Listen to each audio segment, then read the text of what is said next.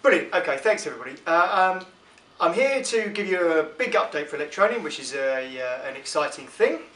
I've got some details of a tech update, and there's a lot of people who've been waiting to hear details of our blockchain update and what we're going to do about some of the things that have been happening. So I hope it's something that's got a little bit of something for everybody. We've got some of the more technical details at the end and a bit of a synopsis at the beginning. So synopsis is we've got a date now for the blockchain update for Electroneum. So on block 307,500, which is about May the 30th, probably around 10:30 AM BST, we are going to have a fork. Don't panic about the word fork, I'll explain that in a moment. It's basically an update to all of our node software. It's an update to our blockchain, which is going to make some significant enhancements. It's going to solve all of our problems and take us in a direction that is where we want to go. So if I explain some of that, so first of all, don't panic about the word fork. Monero, who we forked from originally, Monero fork every 6 months. It's an update that's a planned update, and whilst it's a fork, it's not a fork like Bitcoin's fork into Bitcoin Cash, where you become two currencies. We stay exactly as we are. We make all of the exchanges, get the update in advance, we give the update to the pools, and everybody who's running a node does an update, and we carry on, the Electroneum project carries on, so it doesn't diverge into two coins. Now there's some interesting things in this update. This was a planned update that we were going to do anyway, along with some of the things that the community have asked for, as well as the fact that ASICs have come out since we launched back in December of last year. So the ASIC update, everybody will be pleased to hear that we're including anti-ASIC in the blockchain update. So anti-ASIC will go live on the 30th of May, and that will prevent ASIC miners from dominating the mining of Electroneum. Now, for those of you who don't really understand why we want to do that, we are preventing ASICs from going from mining in bulk, because it basically gives a risk to our blockchain of something called a 51% attack. Now, there was rumours in the marketplace that a 51% attack had already taken place, and that is not the case. The things that were being cited as evidence that was underway or had happened were nothing to do with the 51% attack. So we haven't had that, but what we did have is we did have some blockchain flooding, which I'll come on to in a moment. But so we're implementing this ASIC or anti-ASIC code, because that will stop in the future the ability of one big ASIC mining farm somewhere in the world coming along and taking 51% of the mining, which then gives them the ability to do some nasty things to the network. But just rest assured that that has not happened to Electroneum, and we're putting into place the anti-ASIC code to stop it happening in the future.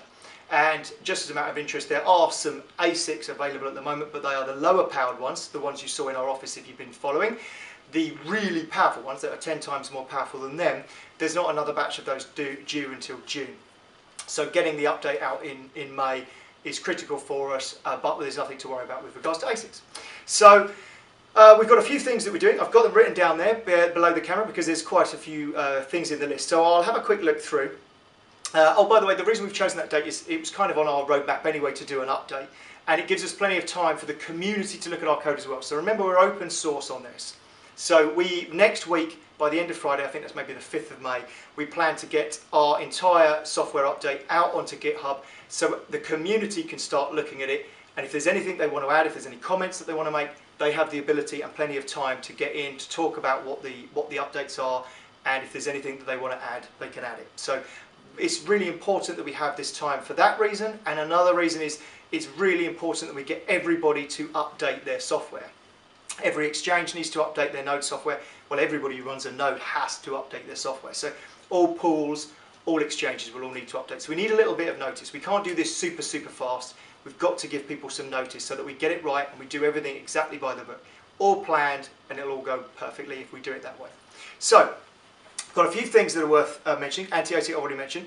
We're going to do a transfer fee increase. Now, it's not a very large one, but people were calling, some of the more technical people in the community were calling for a huge fee increase, which goes against what we're trying to achieve here, because we're really into micropayments and massive adoption, and by having huge fees, that would be a problem for us. But what we've done is we've taken our fee to 0.1 ETN for a transfer.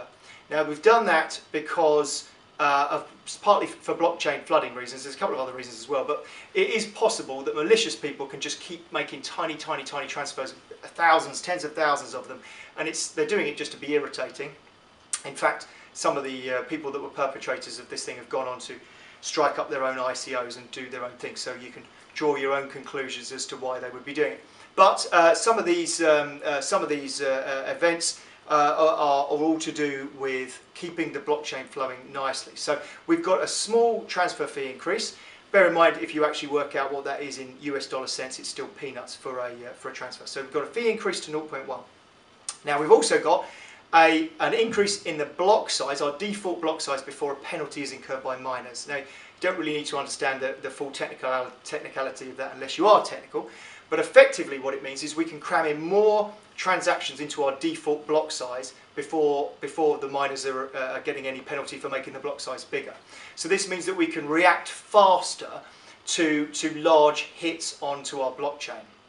Now what was interesting is during that flooding that we had, which did happen, the blockchain that we've got currently didn't cope very well, and we learned a lot from that. So whilst it was a very irritating thing for a lot of people, and it's a shame that it happened, we have made the best of it in absolutely the best way we possibly can, which is we have learned an awful lot from it. We've got a lot of data points, and we have moved forwards with the tech to make sure that we can cope with those huge volumes that we're going to experience in the future anyway in transactional volume. So part of that is this increase in block size. Now, because we're increasing in block size, there's a few other things that we're going to do to fit even more transactions in, and this is where the update becomes very interesting, and this is the part of the update that was going to take place anyway, whether or not the ASIC thing was going on. Now what we're doing is we're diverging away from some of Monero's privacy points. So we're still going to be a private blockchain, so we use stealth addresses still for every single transaction. So your main, unlike Bitcoin and Ethereum, whereby looking at your wallet address you can actually see what the contents of that wallet is, we're not going to have that. We're still going to have stealth addresses on every single transaction, but what we are getting rid of is something called ring CT and mixing. We're taking those out altogether. Now they're technical things, you can look them up and have a little Google, but effectively what they do is they mix up your transaction amongst other transactions on the blockchain for privacy reasons. Now from our point of view, what we're after is huge numbers of transactions, so we want to get the transaction size as small as we can so we can squeeze as many transactions as we can into a block. So that leanness is important to us, and it's that reason that we're moving away from those things. So if you're after a super high secure, real privacy, real focus on privacy coin, Monero, which is what we thought from originally, is still the best route to go. But what we've done is we're leaning down our blockchain so we can get far more transactions into a block, and that's to enable us to have much higher speed and much larger volumes of transactions. Now, part of that as well, in terms of flooding and transaction speeds, we're going to increase the life in our mempool from 24 hours to 3 days. That's because during that flooding, there were a few people who got affected by the fact that if their transaction was delayed by over 24 hours, then it got returned to them, but they probably didn't see it get returned to them until 7 days. So it was an inconvenience for a lot of people. So what we're doing is among all these other things that we're doing to prevent and reduce or mitigate flooding, we're also increasing the mempool size to 3 days, and that will enable far less chance of a transaction being lost or stuck or returned. It'll never be lost, sorry, but when I say lost I mean for a few days and then returned. So mempool life, 2-minute blocks. So at the moment our blocks are emitted every minute. Now what that's meant is 1 or 2 blocks have been seen, or a number of blocks have been seen as being called orphan blocks. This is where one group of miners have created a block, but another one has already been partially confirmed, or another block has already been made. So this block ends up as an orphan block, and the transactions that are in it get returned. Now that's, again, an irritating thing for the users of the blockchain. Nobody wants to see that, and a major way of fixing that amongst all these other changes is the fact that we're going to 2-minute blocks. And that then has a ripple effect on some of the other things. So for instance, block reward, this is the fee that miners get, the reward that miners get for mining a block. We're doubling the block reward because we're halving the block time. So we're going to 2-minute blocks, so we're doubling the block reward. That has another little bit of a trickle onto something else, which is the difficulty window. Hi there, small technical difficulty halfway through. Reduced difficulty window is what I was on to. We're not going to reduce the difficulty itself. The difficulty is going to remain largely the same across the entire network, but we're changing the window with which our blockchain calculates the difficulty to prevent large rented hashing power from being applied to our blockchain and used in a very short term. They scoop up all the blocks whilst they're running, because from their perspective, if they've doubled our hashing power or some huge number of huge powerful hashing, they will get the difficulty looks easy to them. So they come in, they take all the good blocks, and then they disappear to someone else's blockchain. Meanwhile, they've pushed the difficulty right up for everybody else. So to reduce that, we've reduced something called the difficulty window. That means that we analyse less blocks to find out what the difficulty is set to. So effectively what it means is that we're solving another problem that has appeared to us on the blockchain. So that's all being fixed as well. So effectively what I'm saying is that everything is going to plan. All of the deals and things that we've been talking about are all still ongoing. These things don't happen overnight. There is, to my knowledge, that everybody's still on track. So everything is still moving exactly as we want it to. I'm very positive about the future. Super positive, probably more positive than ever. And I'm a pretty positive kind of guy. So I think we are in a very good position to move forwards. As soon as this update goes out next week, I'll put another post up, and all these details, the tech details and the reasons, will all be on a blog post on our website. So if you go to our website, click on blog, you'll see probably this video as well, but you'll see all of the technical reasons for us doing things on there. Thank you very much. Have a great day, everybody.